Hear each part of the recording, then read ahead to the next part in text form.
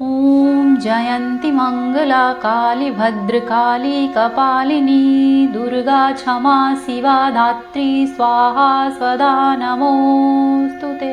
ॐ नमः चण्डिके या देवी सर्वभूतेषु शक्तिरूपेण संस्थिता नमस्तस्यै नमस्तस्यै नमस्तस्यै नमो नमः।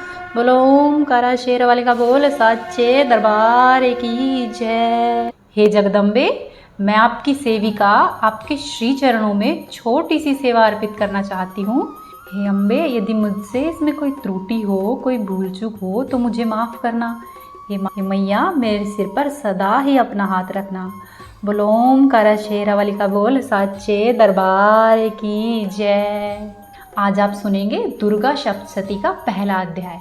बात तब की है जब भगवान विष्णु योग निद्रा में सो रहे थे और भगवान विष्णु के सो जाने पर मधु और कैटभ दो राक्षसों को मारने के लिए कमल से जन्मे हुए ब्रह्मा जी ने जिनका स्तवन किया था, उन महाकाली देवी की मैं सेविका हूँ।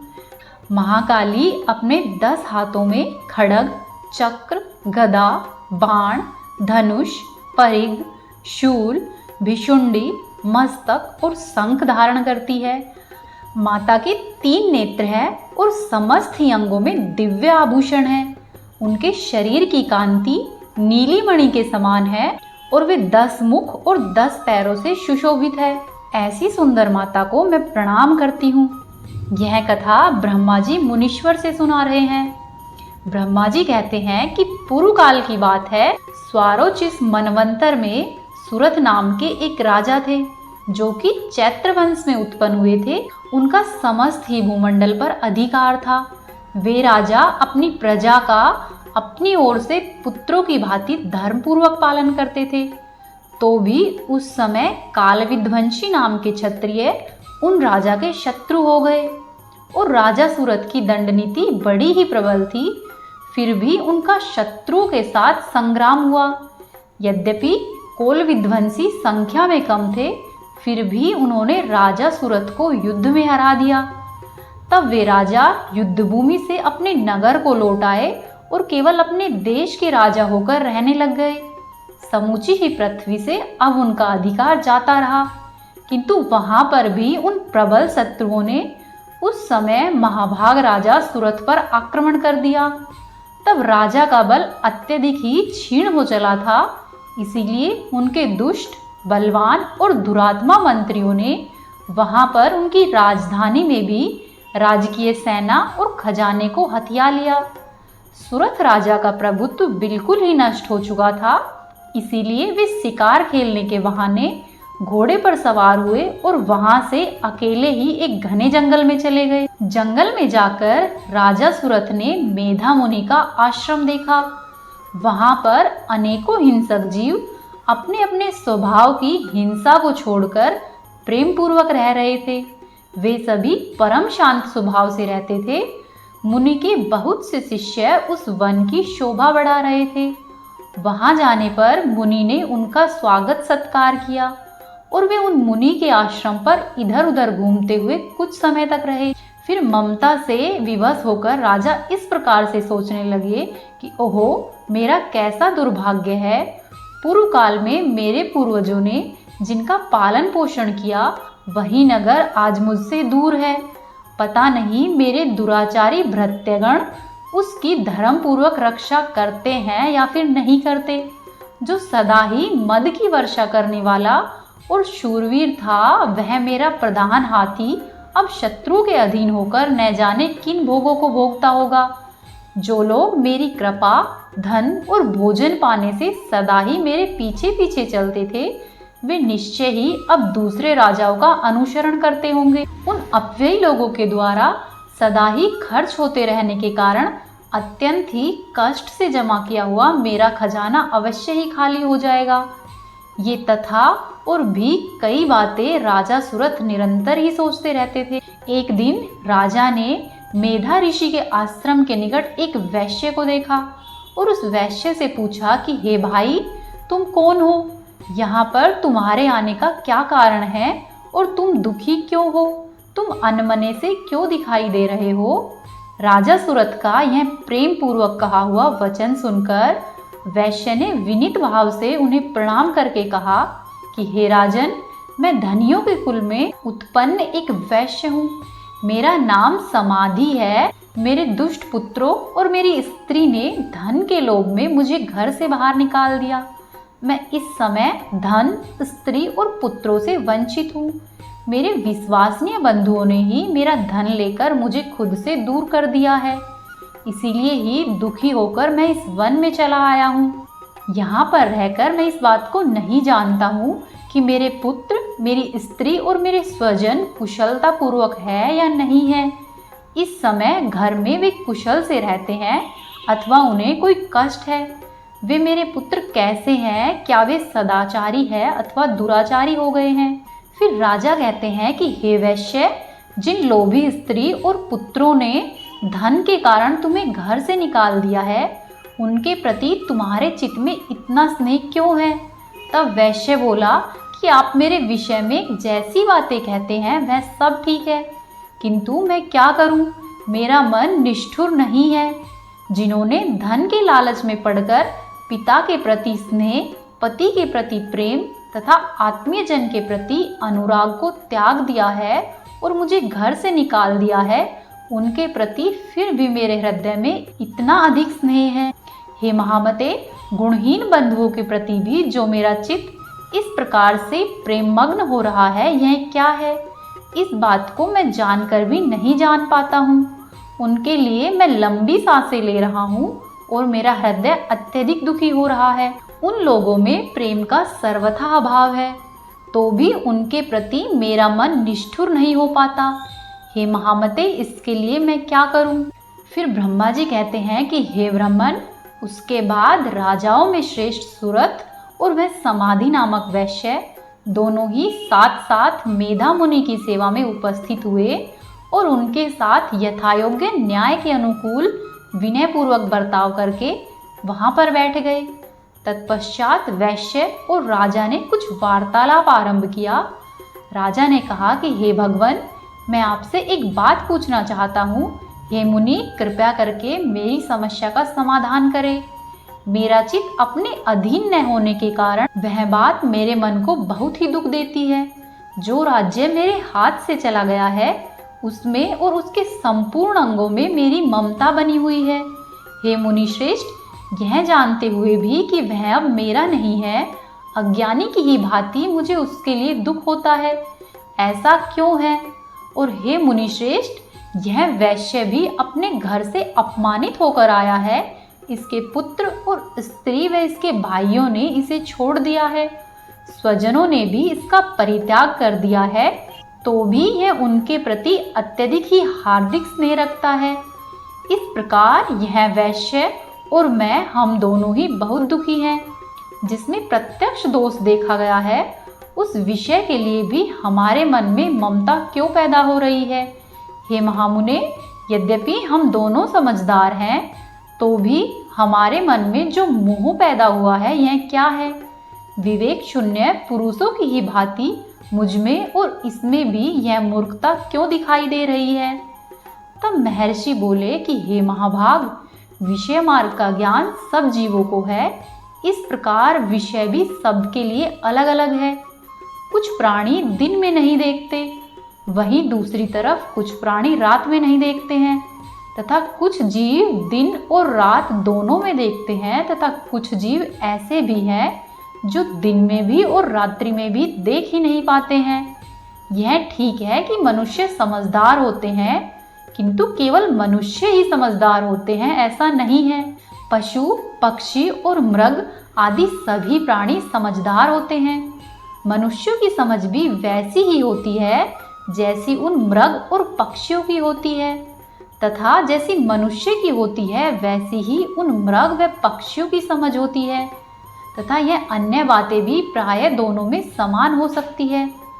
समझ होने पर भी इन पक्षियों को तो देखो, ये स्वयं भूख से पीड़ित होते हुए भी मोह के वश अपने बच्चों की चोंच में कितने चाव से अन्न के दाने डाल रहे हैं। हे मनुष्यों में श्रेष्ठ, क्या तुम नहीं देखते कि ये मनुष्य समझदार होते हुए भी लोभ के वश अपने किए हुए उपकार का बदला पाने के लिए पुत्रों की अभिलाषा करते हैं। यद्यपि उन सब में समझ की कमी नहीं है, तथापि वे संसार की स्थिति अर्थात जन्म और मरण की परंपरा बनाए रखने वाले भगवती महामाया के प्रभाव के द्वारा ममतामयी भंवर से युक्त मोह के गहरे गड्ढे में गिराए गए हैं। इसीलिए इसमें आश्चर्य नहीं करना चाहिए जगदीश्वर भगवान विष्णु की योग निद्रा रूपी जो भगवती महामाया है, उन्हीं से यह जगत मोहित हो रहा है। वे भगवती महामाया देवी ज्ञानियों के चित्त को भी बलपूर्वक खींचकर उसे मोह में डाल देती है। वे ही संपूर्ण चराचर जगत की सृष्टि है तथा वे ही प्रसन्न होने पर मनुष्य को मुक्ति के लिए वरदान देती है। वे ही परा विद्या, संसार बंधन और मोक्ष की हेतुभूत सनातनी देवी तथा संपूर्ण ईश्वरों की भी अधीश्वरी है। फिर राजा ने पूछा कि हे महर्षि, जिन्हें आप महामाया कह रहे हैं वे देवी कौन है? हे ब्राह्मण, उनका आविर्भाव कैसे हुआ तथा उनके चरित्र कौन कौन से हैं? हे ब्रह्मवक्ताओं में श्रेष्ठ महर्षि, उन देवी का कैसा प्रभाव है, उनका कैसा स्वरूप है और उनका जन्म कैसे हुआ है? मैं आपके श्रीमुख से वह सब कुछ सुनना चाहता हूँ। तब महर्षि मेधा बोले कि हे राजन, वास्तव में तो वे देवी नित्य स्वरूपा ही है। संपूर्ण जगत उन्हीं का रूप है तथा उन्होंने समस्त विश्व को व्याप्त कर रखा है, तथापि उनका प्राकट्य अनेक प्रकार से होता है। अब तुम वह सब बातें मुझसे सुनो। यद्यपि वे नित्य और अजन्मा हैं, तथापि जब देवताओं के कार्य सिद्ध करने के लिए प्रकट होती है, उस समय लोक में उत्पन्न हुई कहलाती है। कल्प के अंत में जब संपूर्ण जगत एकावरण में निगमन हो रहा था और सबके प्रभु भगवान विष्णु शेषनाग की सैया बिछाकर उस समय योग निद्रा का आश्रय लेकर सो रहे थे, उस समय उनके कानों के मैल से दो भयंकर असुर उत्पन्न हुए जो कि मधु और कैटभ नाम से विख्यात थे। वे दोनों राक्षस ब्रह्मा जी का वध करने के लिए तैयार हुए। भगवान विष्णु की नाभि में से जो कमल निकला हुआ था, उस कमल पर विराजमान प्रजापति ब्रह्मा जी ने जब उन दोनों भयंकर असुरों को अपने पास आया हुआ और भगवान को सोया हुआ देखा, तब ब्रह्मा जी एकाग्रचित होकर भगवान विष्णु को जगाने के लिए उनके नेत्रों में निवास करने वाली योग निद्रा का स्तवन आरंभ करने लगे, जो कि इस विश्व की अधीश्वरी, जगत को धारण करने वाली, संसार का पालन और संहार करने वाली तथा तेज स्वरूप भगवान विष्णु की अनुपम शक्ति है। उन्हीं भगवती निद्रा देवी की भगवान ब्रह्मा जी स्तुति करने लगे। भगवान ब्रह्मा जी ने उनकी अनेकों प्रकार से स्तुति की। वे बोले कि हे देवी, तुम ही स्वाहा, तुम ही स्वधा और तुम ही वष्टाकार हो। हे देवी, स्वर ही तुम्हारे रूप है। ओमकार में तुम ही ऊकार, एकार और मकार हो। हे देवी, तुम ही महामाया रूपी हो। हे देवी, तुम ही महासुरी हो। तुम ही तीनों गुणों को उत्पन्न करने वाली सबकी प्रकृति हो। कालरात्रि, महारात्रि, मोहरात्रि तुम ही हो। हे देवी, तुम ही श्री, ईश्वरी, ह्री और तुम ही बोध स्वरूपा हो। हे देवी, लज्जा, पुष्टि, तुष्टि, शांति, क्षमा, शिवा, धात्री तुम ही हो। हे देवी, तुम्हारी क्या ही स्तुति हो सकती है। इस जगत का पालन करने वाली, संहार करने वाली और सृष्टि करने वाली हो। हे देवी, तुमने ही भगवान को निद्रा के अधीन कर दिया है, तब तुम्हारी स्तुति करने में यहाँ पर कौन समर्थ हो सकता है। हे देवी, मुझको भगवान शंकर को तथा भगवान विष्णु को भी तुमने ही शरीर धारण कराया है, अतः तुम्हारी स्तुति करने की शक्ति मुझ में नहीं है। हे देवी, तुम तो अपने इन उदार प्रभावों से ही प्रशंसित हो। हे देवी, ये जो दोनों दुर्धर्ष असुर मधु और केटभ है, इन दोनों को ही मोह में डाल दो और जगदीश्वर भगवान विष्णु को शीघ्र ही जगा दो। साथ ही इनके भीतर इन दोनों महान असुरों को मार डालने की बुद्धि भी उत्पन्न कर दो।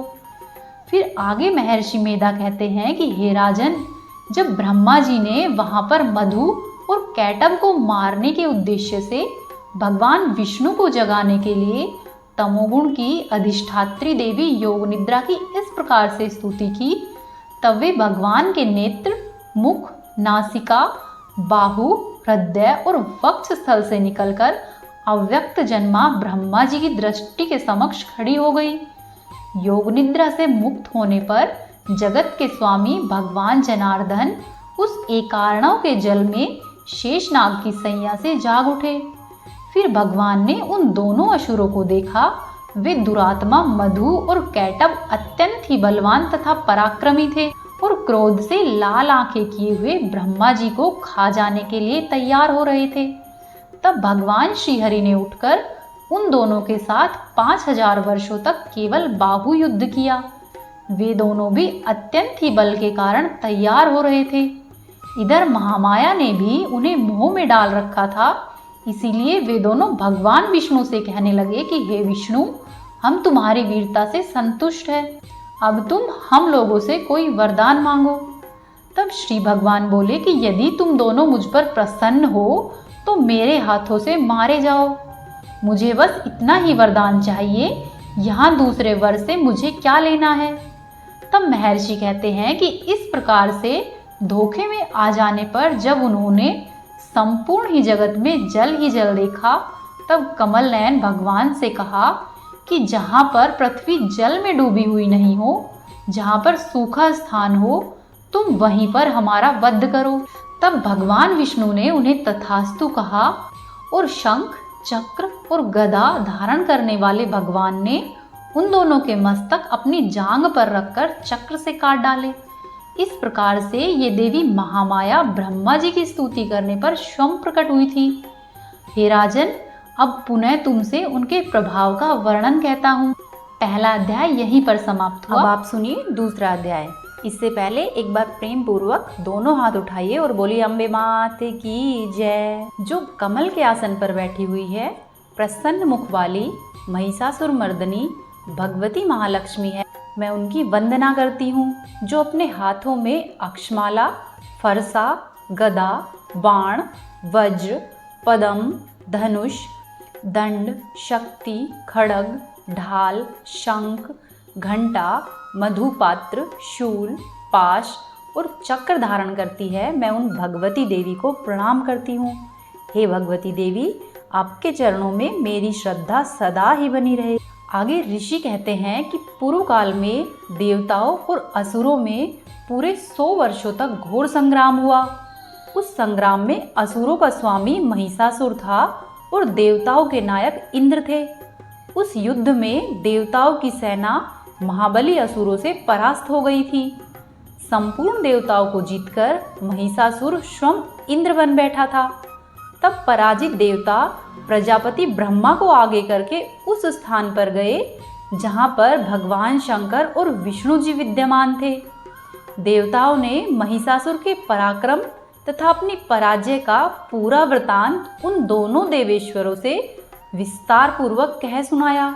देवता बोले कि हे भगवान, महिषासुर सूर्य बनकर स्वयं तपता है, इंद्र बनकर राज्य करता है, अग्नि बनकर दूसरों को प्रज्वलित कर रहा है, वे वायु बनकर स्वयं बहता है, चंद्रमा, यम, वरुण तथा अन्य देवताओं के भी अधिकार छीन लिए हैं एवं स्वयं ही सबका अधिष्ठाता बन बैठा है। उस दुरात्मा महिषासुर ने समस्त देवताओं को स्वर्ग से निकाल दिया है और अब सभी देवता विवश होकर मनुष्य की ही भांति पृथ्वी पर घूम रहे हैं। दैत्यों की यह सारी करतूत हमने आप लोगों से कह सुनाई है। हे प्रभु, अब हम सब देवता आपकी ही शरण में हैं। हे प्रभु, अब आप ही उनके वध का कोई उपाय सोचिए। इस प्रकार देवताओं के वचन को सुनकर भगवान विष्णु जी और शिव जी ने दैत्यों पर बड़ा ही भारी क्रोध प्रकट किया। उनकी दोनों भौहें तन गई और मुख टेढ़ा हो गया। तब अत्यंत ही क्रोध में भरे हुए चक्रपाणी श्री विष्णु जी के मुख से एक महान तेज प्रकट हुआ। इसी प्रकार ब्रह्मा जी, शंकर जी तथा अन्य सभी इंद्रादि देवताओं के शरीर से बड़ा भारी तेज निकला और संपूर्ण तेज मिलकर एक जगह एकत्र हो गया। महान तेज का वह पुंज ज्वाला के पर्वत के समान जान पड़ता था। देवताओं ने देखा कि वहां उसकी ज्वाला संपूर्ण दिशाओं में व्याप्त हो रही है। संपूर्ण देवताओं के शरीर से प्रकट हुए उस तेज की कहीं तुलना नहीं थी। एकत्रित होने पर वह एक नारी के रूप में बदल गया और अपने प्रकाश से तीनों लोकों में व्याप्त जान पड़ा।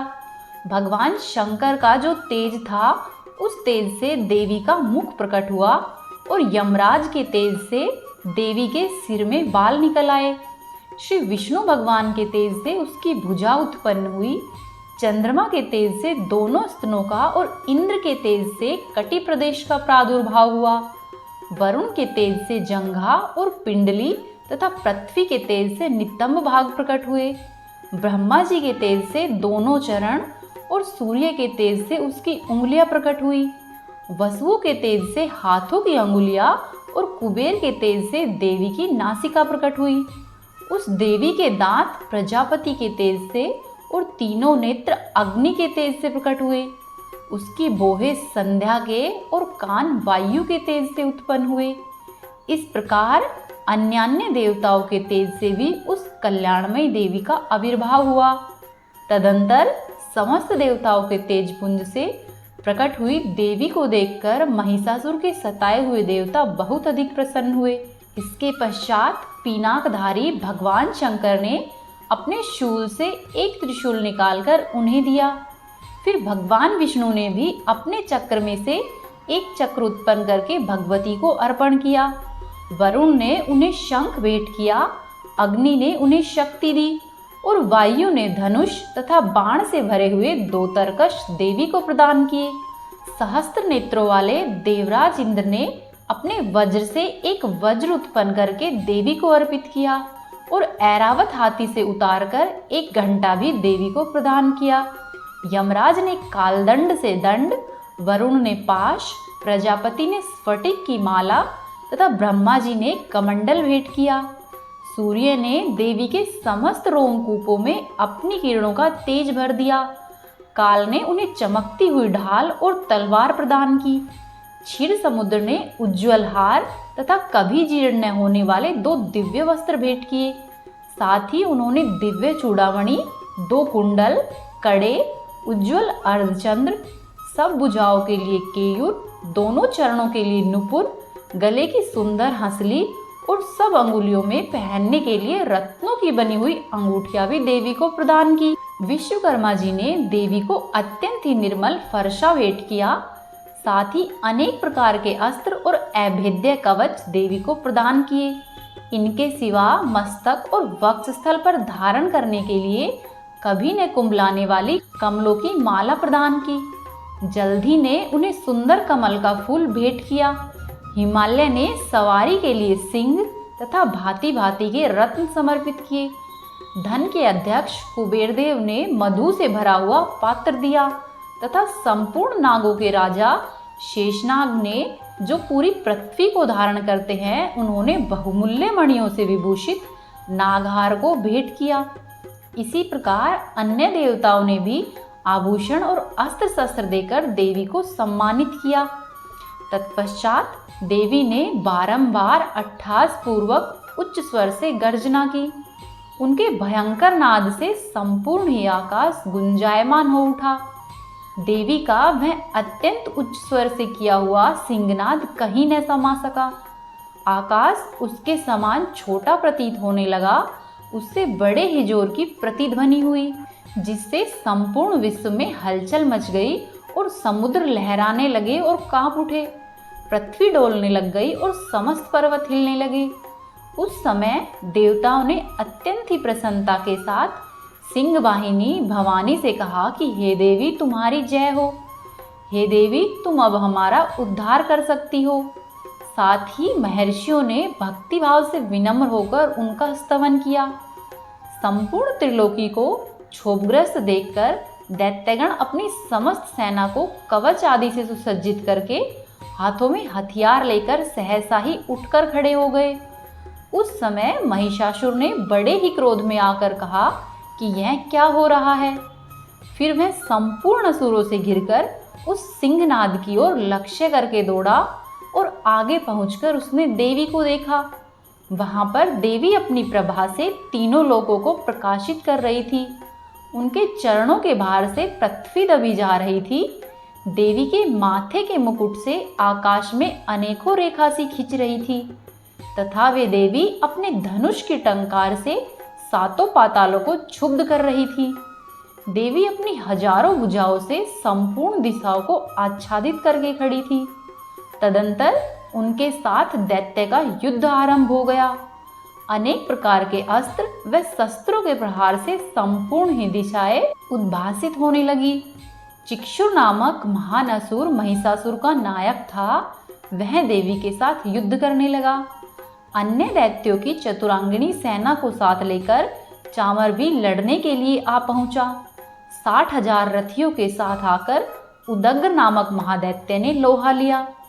1 करोड़ रथियों को साथ लेकर महाहनु नामक दैत्य युद्ध करने लगा।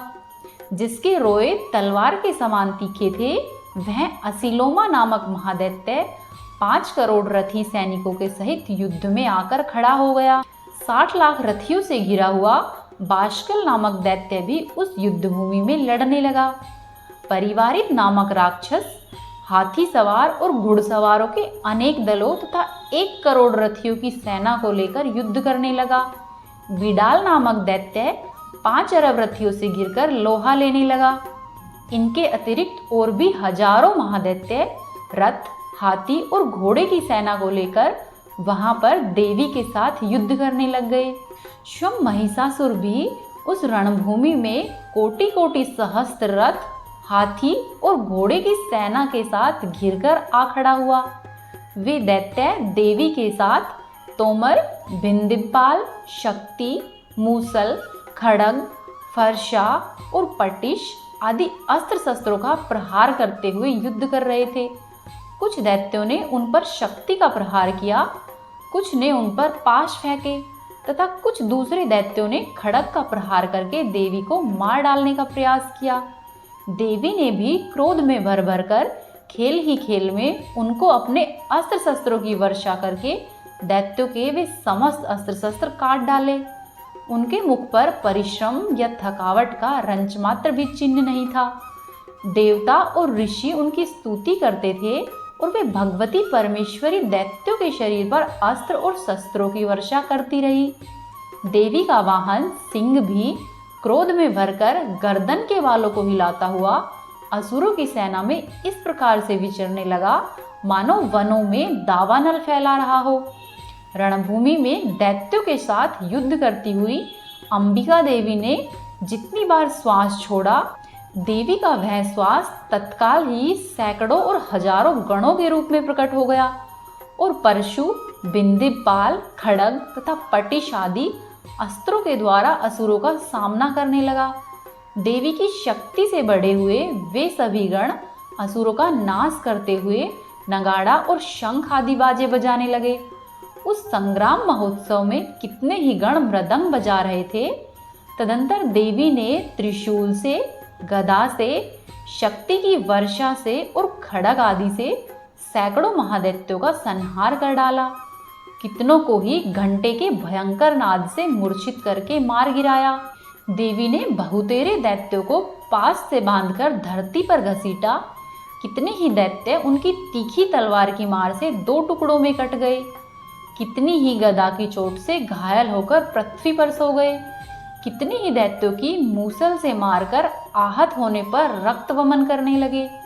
कुछ दैत्य सूल से छाती फट जाने के कारण पृथ्वी पर ढेर हो गए। उस रणांगण में बाण समूहों की वृष्टि से कितनी ही असुरों की कमर टूट गई। बाज की तरह झपटने वाले देवपीड़क दैत्यगण अपने प्राणों से हाथ धोने लगे। किन्हीं की बाहें छिन्न भिन्न हो गई, कितनों की ही गर्दन कट गई, कितने ही दैत्यों के मस्तक कट कट कर गिरने लगे। कुछ लोगों के शरीर मध्य भाग में ही विदर्ण हो गए। कितने ही महादैत्य जांघें कट जाने से पृथ्वी पर गिर पड़े। कितने ही दैत्यों की देवी ने एक बाह, एक पैर और एक नेत्र वाले करके 2 टुकड़ों में चीर डाला। कितने ही दैत्य मस्तक काटे जाने पर गिरकर फिर उठ जाते और केवल धड़ के ही रूप में अच्छे अच्छे हथियार हाथ में लेकर देवी के साथ फिर से युद्ध करने लगते। दूसरे कबंध युद्ध के बीजों की लय पर नाचते। कितने ही बिना सिर के धड़, हाथों में खड़ग, शक्ति और रिष्टि लिए हुए दौड़ते तथा दूसरे दूसरे महादैत्य ठहरो ठहरो ऐसा कहते हुए देवी को युद्ध के लिए ललकारते थे। जहाँ वह घोर संग्राम हुआ था, वहाँ की धरती देवी के गिराए हुए रथ, हाथी, घोड़े और असुरों की लाशों से ऐसे पट गई थी कि वहाँ पर चलना असंभव हो गया था। दैत्यों की सेना में हाथी, घोड़े और असुरों के शरीर से इतनी अधिक मात्रा में रक्तपात हुआ था कि थोड़ी ही देर में वहाँ पर खून की बड़ी बड़ी नदियाँ बहने लगी। जगदम्बा ने असुरों की विशाल सेना को क्षण भर में ही नष्ट कर दिया। ठीक उसी तरह से जैसे तिनके और काठ के भार ढेर को आग कुछ ही क्षणों में भस्म कर देती है, और देवी का सिंह भी गर्दन के बालों को जोर जोर से हिला हिलाकर गर्जना करता हुआ दैत्यों के शरीर से मानो उनके प्राण चुन लेता था। वहां देवी के गणों ने भी उन महादैत्यों के साथ ऐसा युद्ध किया जिसमें आकाश के खड़े हुए देवतागण उन पर बहुत ही संतुष्ट हुए और सभी देवतागण फूल बरसाने लगे। बोलो ओमकार शेरावाली का बोल साचे दरबार की जय। दूसरा अध्याय यहीं पर समाप्त हुआ। इससे आगे की कथा आप सुनेंगे कल के अध्याय में। देहि सौभाग्यम आरोग्यम देहि दे परमं सुखम रूपम देहि ययं देहि यशो देहि निशोजनी। सर्वमंगल मांगले शिवे सर्वार्थ साधिके शरण्ये त्र्यंबके गौरी नारायणी नमोस्तुते। बोलो ओमकार शेरावाली का बोल साचे दरबार की जय।